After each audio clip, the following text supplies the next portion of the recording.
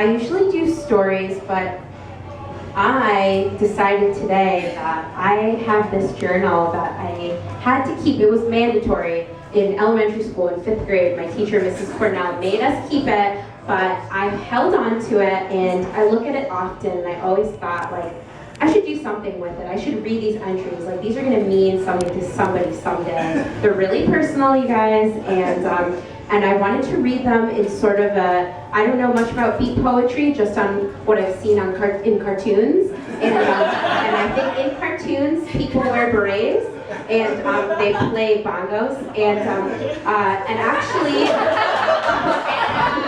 one night, I was hanging out with my friend Hannah, and she found these bongos somewhere, I forgot where. She found them on the street.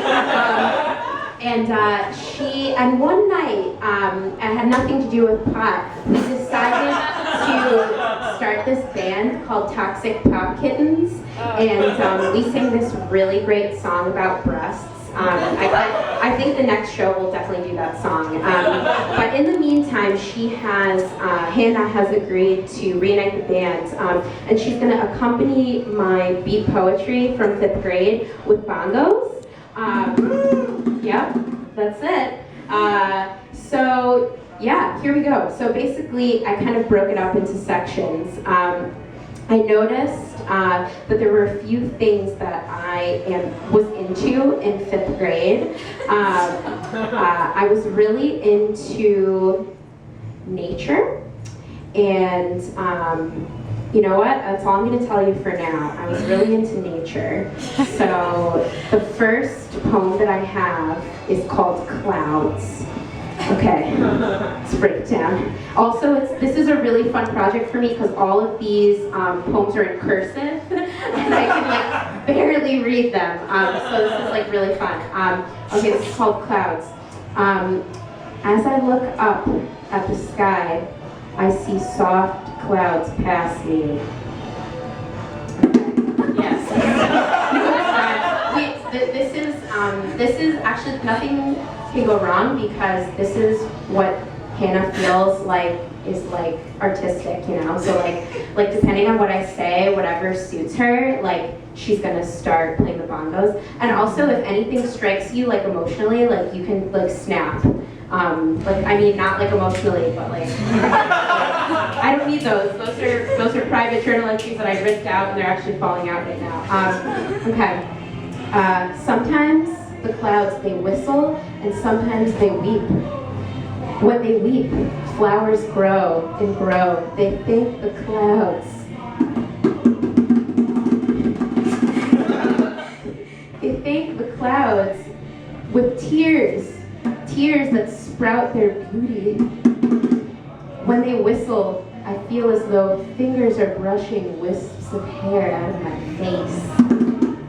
Will the clouds just disappear someday? Maybe. Anything is possible. That's right. Okay, that was poem number 1. Yes, Hannah just asked me if the sunglasses look good, and they do. So the next nature poem I did is called Fly. Let's see if I can find it. Guess what it's about? Okay. Yes, that's correct. Okay. Most people want to fly. I am one of those people. I want to fly to England and Africa, and yes, and so many other places. A lot of people think they need wings to fly. But you don't need wings to fly. You need your mind. And with your mind, you can fly where you never thought your wings could take you. Thank you. That just really hit me emotionally. That was really intense. Hannah, how you feeling down there? You can answer it in bongo if you want. Thank you. Remember, wings are not the only thing people need to fly with. use your mind too. Bean. Okay. Now this is the last nature poem. You were like super fucking deep as a 5th grader. I know. You know what actually kind of depresses me as I was reading this? I kind of think I peaked in 5th grade. It's really fucking depressing, honestly. Like I'm hoping I get a second wind, like, 15 years later. I don't know though. So this one is called Stars. Like broken glass in the sky, stars shimmer in the night. They twinkle and sparkle like glowing eyes. It's as they were thrown onto the sky and stick like magnets. And I expect they will shimmer and shimmer for all eternity. Okay, so that's the end of nature poems. Now, this is, to me, this next set of poems is very significant in terms of how I developed sexually, and I'm not actually going to tell you what the recurring theme is here, but I think you're going to be able to figure it out. So this next poem is called Croissants.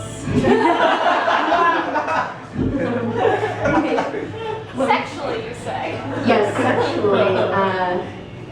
Ooh, I hope I didn't. Oh, here it is. Okay. Croissants. Okay. Now, I warn you, this is pretty sensual for a 5th grader.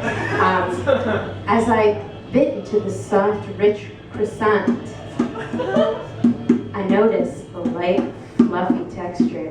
The crisp, crusty layer on top made my mouth water. I saw little rings in it. I don't know what that means. I saw little rings inside the croissant. Oh, okay. Side note, I haven't actually finished reading these, so this is like I'm discovering my emotions just as you are right now. The tannish, rich color of the croissant made me even more tempted to bite right into it. There was a satisfying taste that made my taste buds as happy as clams could be. Yeah, that's right, clams. As it was sweet, rich, not salty. Croissants are delicious, and there is no other bread like it. Thank you, that was okay. I don't know if you have figured out the theme yet. The next poem is called Happy. Okay, you ready, Hannah? I feel happy on a hot summer day when cool vanilla ice cream melts in my mouth. 5th grade, you guys. It trickles down my chin, but I wipe it off with my sweaty hands. Thank you. Not salty. I developed. I know, Hannah, I feel like this is affecting you. How do you feel? Yeah. Okay. Now, you thought that was intense. This next one, I think, has a really hidden meaning. It's called ice cream. Let's just note that this is my second poem about ice cream in 2 months, apparently, when I was in 5th grade. Okay, ice cream. Your mom says you can have ice cream. So many flavors. You gloat as it slides down your throat like a goat in a boat. You feel it on your tongue. It feels light in your mouth as you take the last bite. I was very good at rhyming. You ask, Mom, can I have some more? And your mother says, Tom, you can't have any more. But tomorrow you can have a s'more. How are you not gonna snap for that? Thank you. Oh goody, you think, as you imagine the s'mores go down your throat like a goat in a boat. Thank you very much. Okay. I think, is that it? I could read. Oh, right. Yes. No. You know what? I'm forgetting two more really important ones. Okay. So I feel it's very important to tell you guys that this next entry, often our teacher would give us like a theme to write about.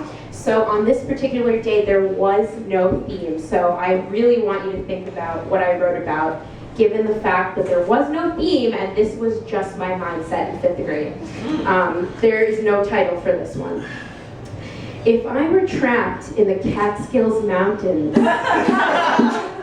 I would eat edible plants and look for the nearest stream for fish. I would drink from the stream. I would have to catch the fish with my bare hands and cook the fish in an open fire. I would gather the edible plants and I would cup the water from the stream and drink it from my hands. So what I got from this entry is that I was concerned that I was going to be in a situation where I couldn't eat. That's what I got from this entry, and I'm actually pretty proud of myself because it seems like I would have been fine. Although I have yet to catch a fish with my bare hands. Okay, and thank you. This next one, I think, what was the theme here? Oh, I think we were just told, again, this should tell you my thought process and what is generally on my mind all the time. Okay, I had the theme was, what did you do over the weekend? I had a really fun weekend. Okay. It's okay. On Saturday, my mom and I went to Wendy's and TJ Maxx at the mall.